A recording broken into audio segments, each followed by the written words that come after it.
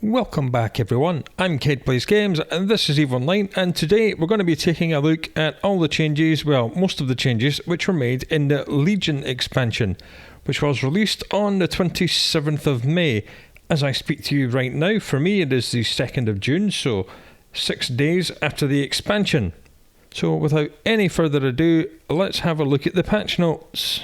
Here they are, the Legion expansion notes. Freelance jobs are the first thing. As you know, for quite some time we have had corporation jobs. You can create jobs for your corporation and any of your corp members can go off and do them and be automatically paid. Freelance jobs opens these jobs up to being public, so anyone can now contribute to these tasks. But of course, this being CCP, they've kind of screwed them up a little bit badly, shall we say. So we'll just come back in game for a little moment and I'll show you how they work. You go to the opportunities window and you find them here under freelance jobs. There are not very many different types of job we can do at the moment. We have been promised there will be more jobs later on, but to be honest, if they're anything like the initial jobs, it's not going to be very good.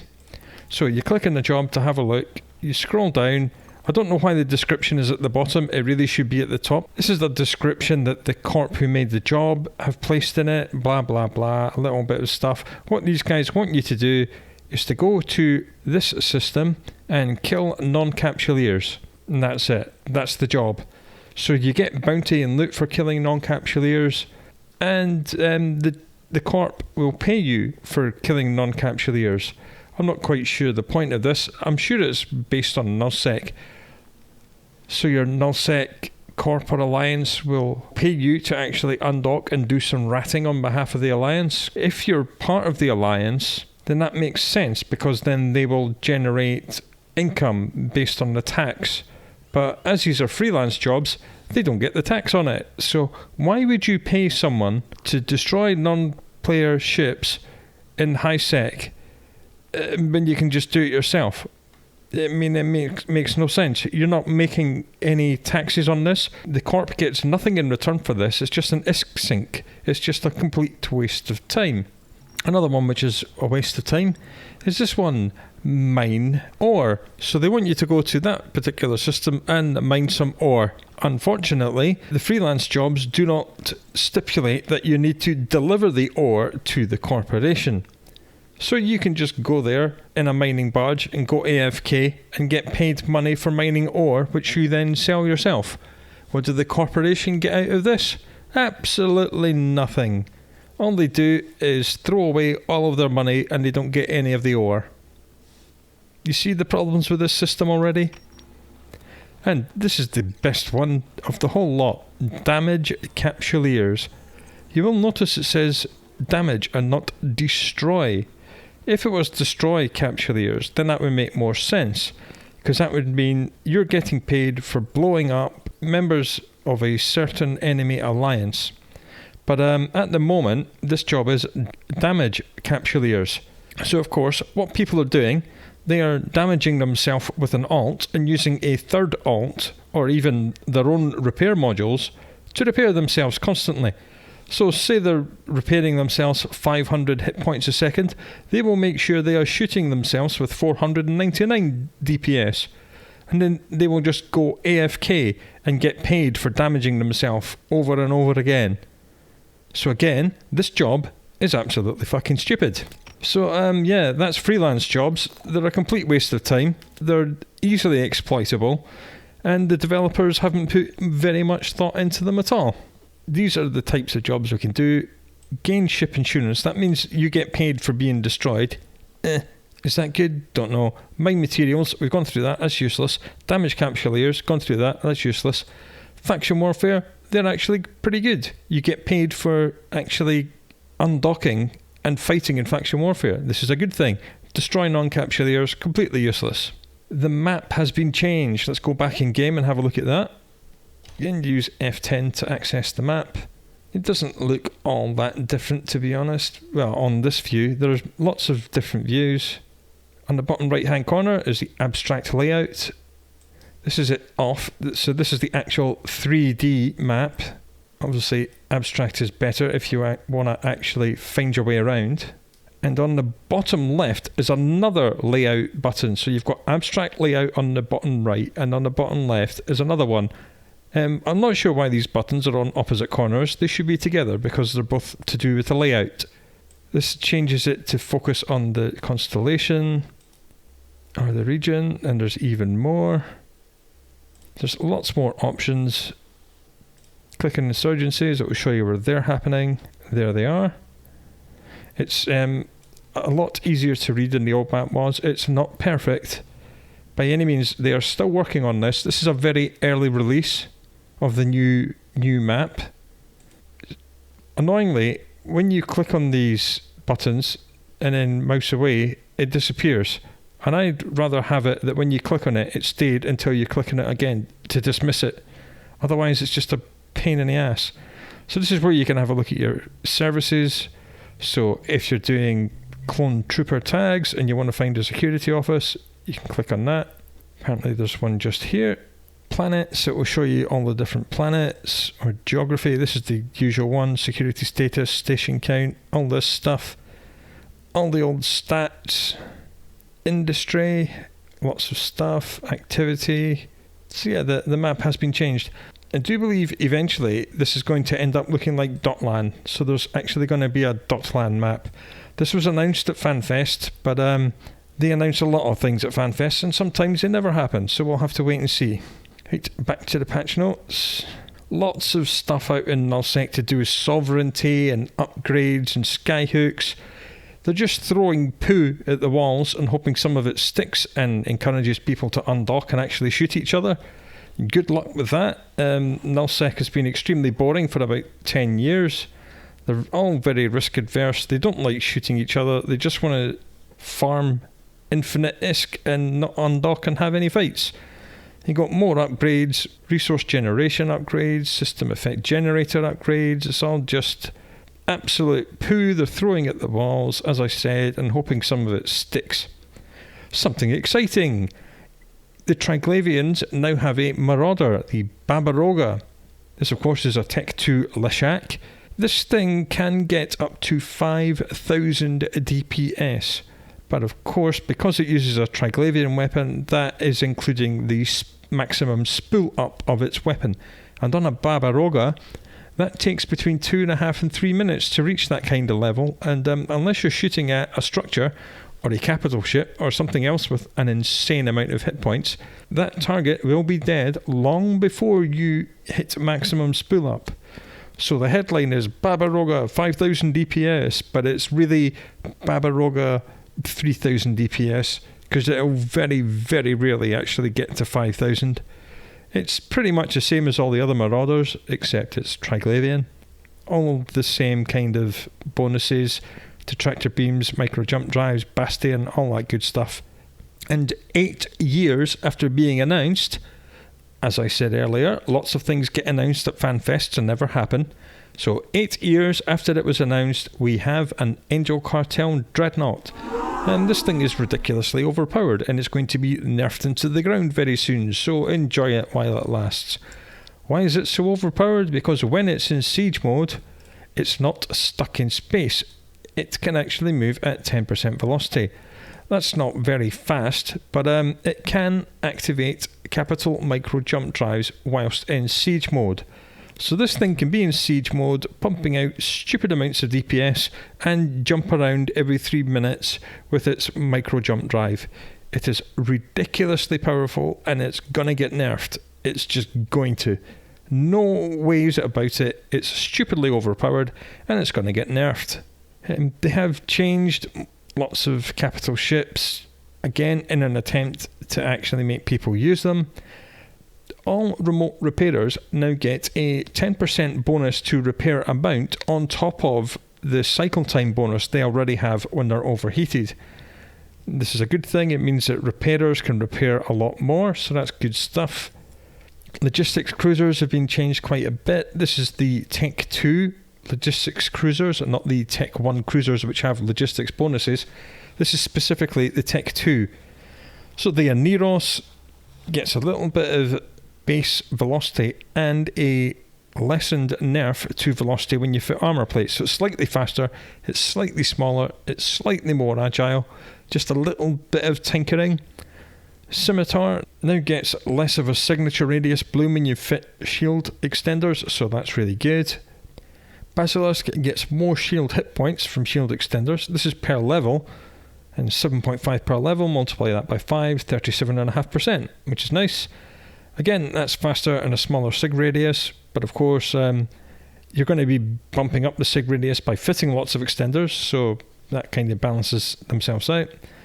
And the Guardian gets more hit points from armour plates per level. That is the only change to the Guardian. It did not get faster, it did not get a smaller signature radius. And all the faction ones get the same treatment. Tech 3 cruisers now get more power grid from their support processor subsystems, so they can fit more remote reps. The way that being repaired by multiple ships has changed. As we see, it used to be yellow and blue. Now it's this lovely straight line. So the diminishing returns when you get repaired by multiple things is much better. So not only are we getting more repairs when you're overheating, when you're being repped by more things, you're getting more reps. So everything's a lot more survivable now. Here are the so-called, air quotes, sweeping changes to cruisers, which was announced on the 5th of May. You sit on a throne of lies. 22 days later, it turns out that the sweeping changes to cruisers was actually very minor tinkering. The Thorax, which has had a terrible power grid for far too long, has been granted with more power grid. Hurrah, hurrah, but it's only 40 more power grid. Oh dear. And its maximum velocity has been increased by 10 meters a second. Let's go back in game and have a look at that. This is one of our 2 Thorax fits that we made a long time ago. As we see, it's got a little tiny bit more power grid now. Is it enough to upgrade the weapons from 200mm to 250? No, it's absolutely nowhere near. Is it enough for us to fit a large cap battery? Also, no, nowhere near. So again, this is very minor tinkering, and it's not actually improved the PvE application of Thorax, which is what all my fits are. We'll take a look at a different one that I made. We'll go for the Blasters one. Again, we've only got 40 more power grid, so we've must have had 17.2 remaining on the ship. That's not enough to upgrade the electrons to ions or anything else. So for PvE, it hasn't really helped. I mean, having a little bit more speed is nice. Other than that, Another ship which was changed was the Rupture. The Rupture used to have 5% bonus to medium projectile damage and 5% bonus to medium projectile rate of fire. This has been changed to 10% damage bonus, and the rate of fire has been exchanged to tracking speed. So it still gets lots of damage, but it's also a lot more accurate now, which is nice, and it's got an extra 10 cubic meters and 10 bandwidth for drones. So we'll come back in game and have a look at Ruptures. This is one of our old artillery fits. So with artillery, because it's lost rate of fire but gained damage, it's actually gained quite a little bit of alpha strike. I think this used to do 1100, it's now doing 1400. And it's got better tracking speed, which is nice. I mean, I've fitted 2 tracking computers on this fit anyway, but now it's actually going to have 32.5% more tracking on top of these. So these artillery cannons are going to be really rather accurate, which is nice. So they hit harder per volley and are more accurate. Nice change.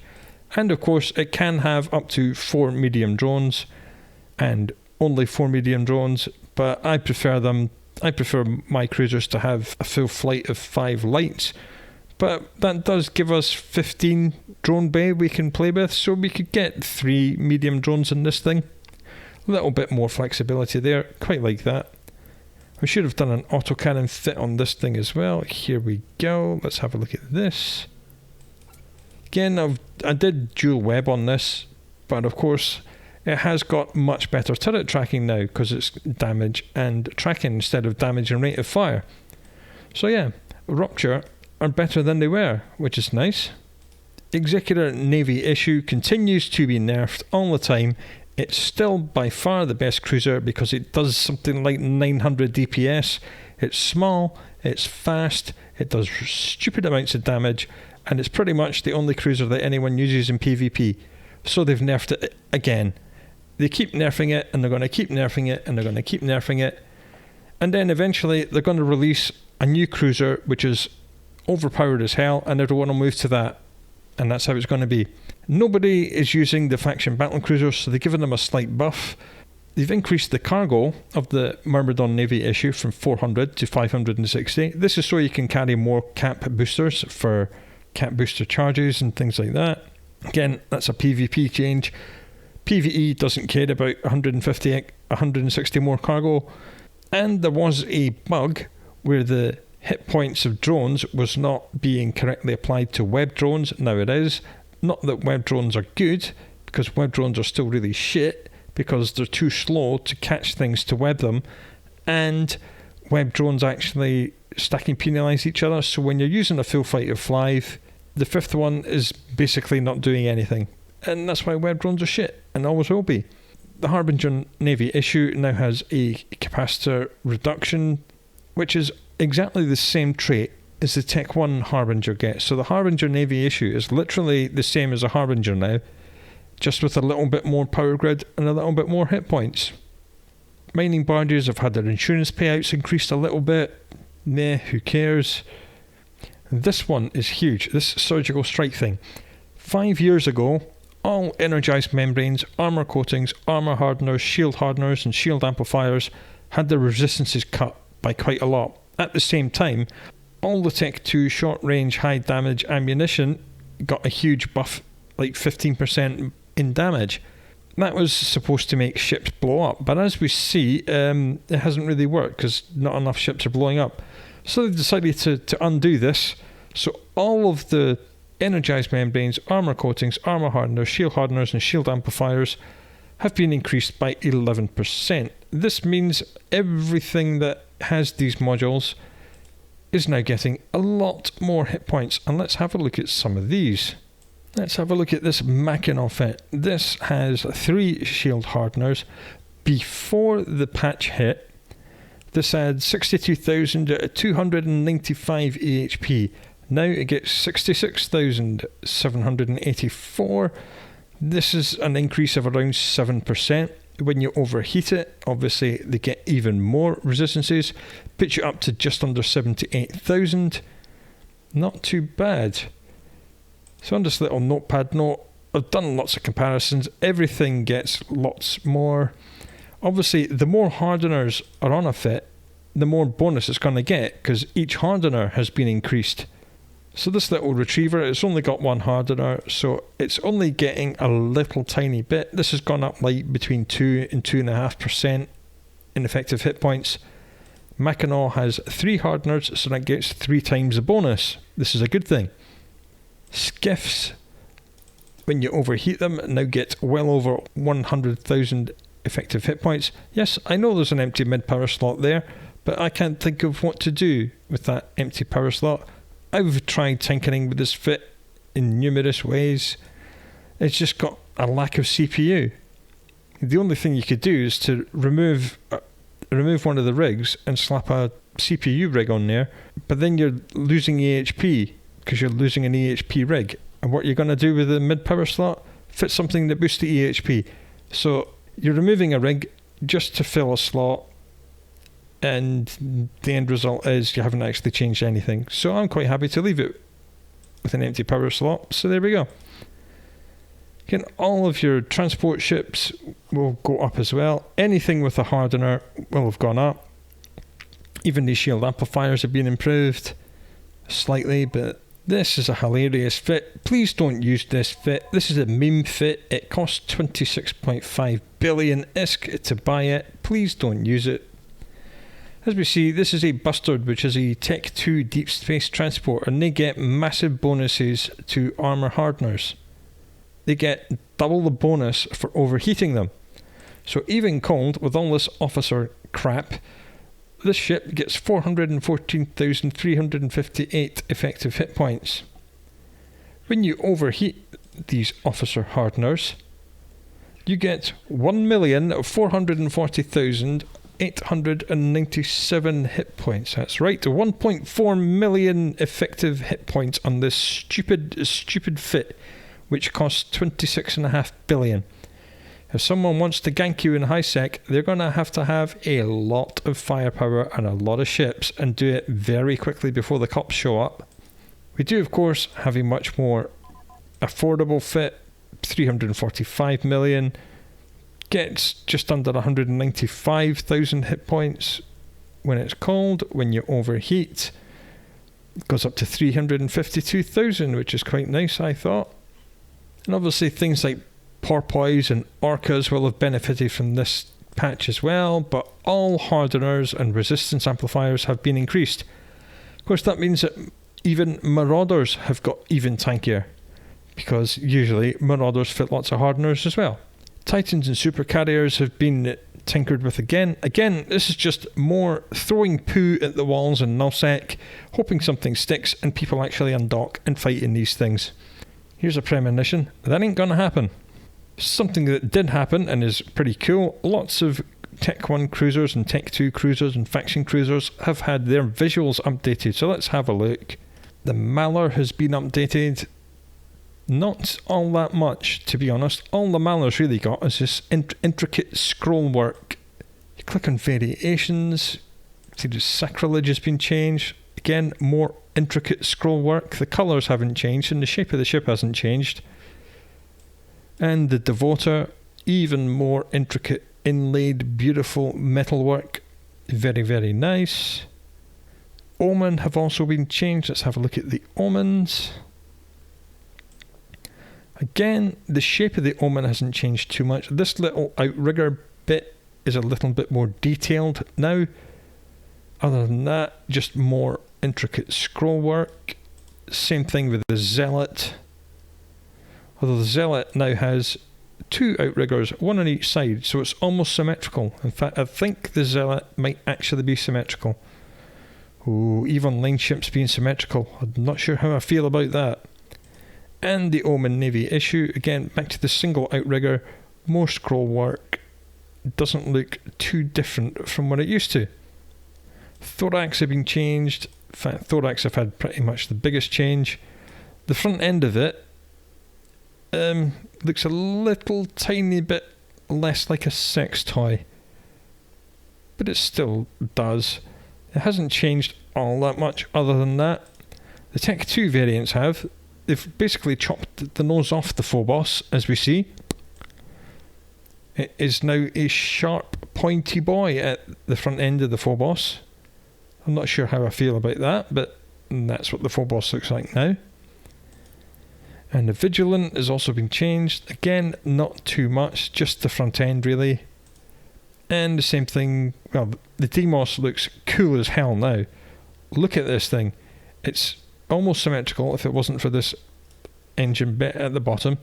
But it's really sleek. It looks really cool. I mean, nobody uses the Demos, but it looks hella cool now.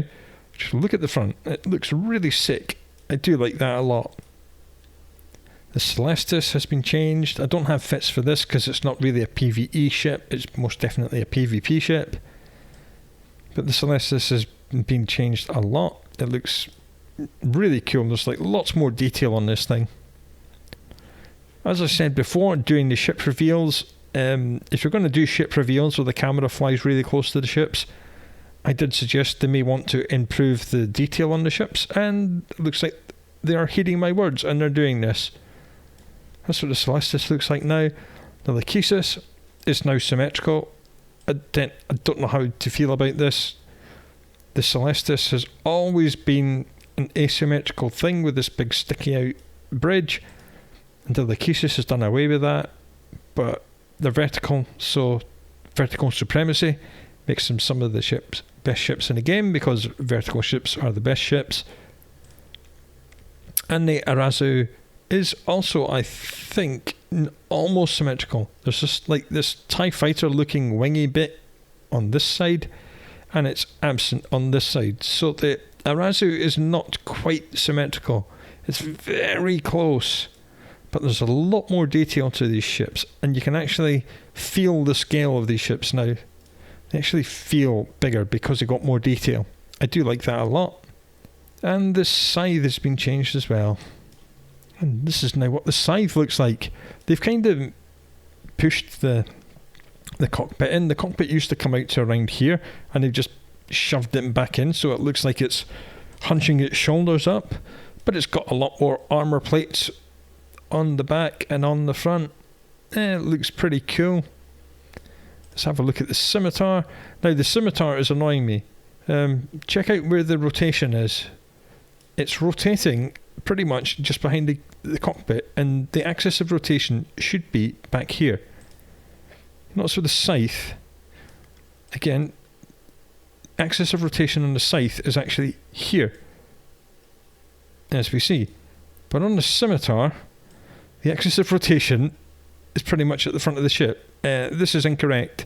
Axis of rotation needs to be moved backwards. As you see, when you're swinging it around, the back end just disappears off screen. Scythe fleet issue, axis of rotation is further towards the back. Again, this pretty much looks exactly the same as the Tech 1 scythe and the scimitar. They've just got slightly different skins. The scimitar does have a slightly shorter upper wingy bit, if I can get the light to fall on it properly.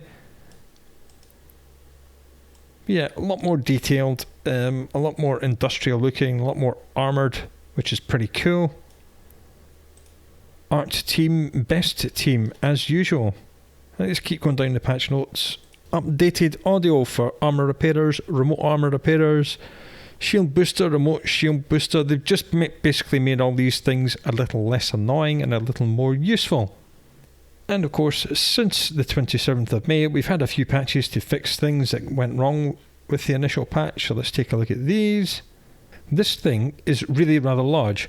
Air Career Program introduces an Omega reward track.